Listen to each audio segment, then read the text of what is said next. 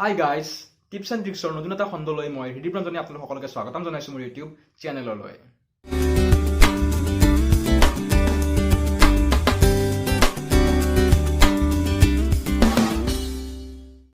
আপোনালোকে যদি মোৰ লাষ্ট ভিডিঅ'টো চাইছিলে তেন্তে তাত মই কৈছিলোঁ যে ইউটিউব চেনেল এটাৰ নামটো যদি ইউনিক হয় দেন সেই চেনেলটোৰ কাষ্টম URL লওঁতে বহুত সহজ হৈ পৰে। সেইবাবে মই আজি এই ভিডিঅ'টোত ক'ম যে ইউটিউব চেনেল এটাৰ কেনেকৈ কাষ্টম URL এনেবল কৰিব পাৰে।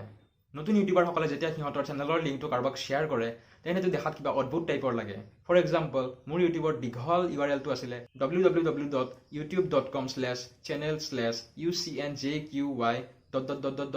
যিটো বহুত দীঘল আছিলে আৰু মোৰ বাবে মনত ৰখাটো অসম্ভৱ আছিলে। আৰু মই কাৰোবাক যদি শ্বেয়াৰ কৰিব লগা হয় দেন বাৰে বাৰে লিংকটো কপি কৰি শ্বেয়াৰ কৰিব লগা হৈছিলে।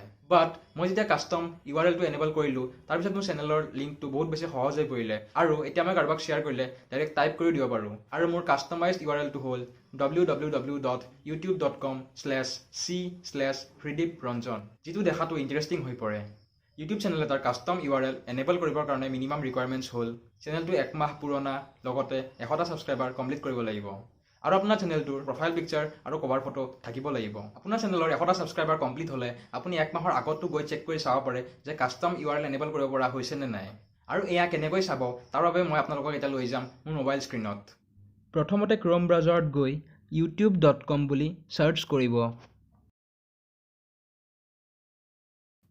তাৰপিছত 3টা ডটৰ অপশ্যনটোত ক্লিক কৰি ডেস্কটপ ছাইটটোত টিক কৰি দিব।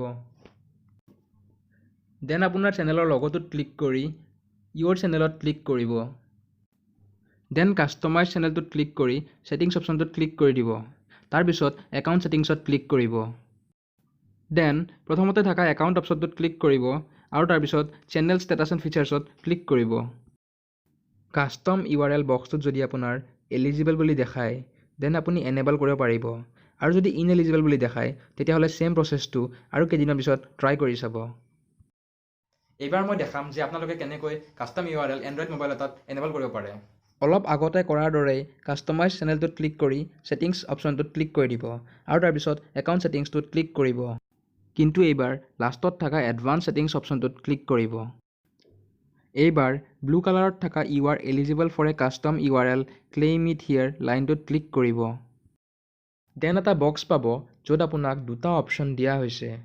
ইয়াৰে ফাৰ্ষ্ট অপশ্যনটো চিলেক্ট কৰি আপুনি চেনেলৰ নামটোৱে কাষ্টম URL হিচাপে দিব পাৰে যদি এভেইলেবল আছে। আৰু যদি এভেইলেবল নাই বা আপুনি আৰু এটা শব্দ কাষ্টম URLটোৰ পিছফালে এড কৰিব বিচাৰে দেন ছেকেণ্ড অপশ্যনটোত ক্লিক কৰি তাত এড এ ফিউ কেৰেক্টাৰ্ছটোত টাইপ কৰি দিব আৰু তাৰপিছত চেঞ্জ URLত ক্লিক কৰিব।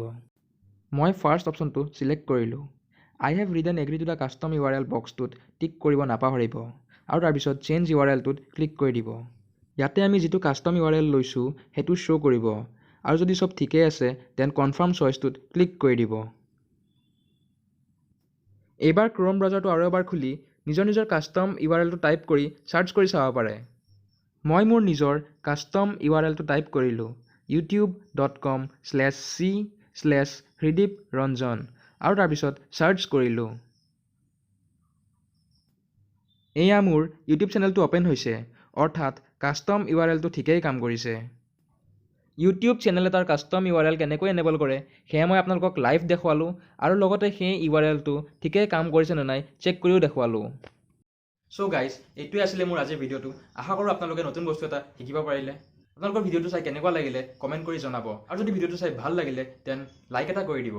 আৰু যিসকলে মোৰ চেনেলটোত নতুনকৈ ভিজিট কৰিছে তেওঁলোকে ছাবস্ক্ৰাইব বাটনটো টিপিবলৈ একদমেই নাপাহৰিব। তেতিয়াহ'লে আৰু এটা নতুন ভিডিঅ'ৰ সৈতে পুনৰ লগ পাম। টিল দেন, কিপ ৱাচিং, কিপ শ্বেয়াৰিং।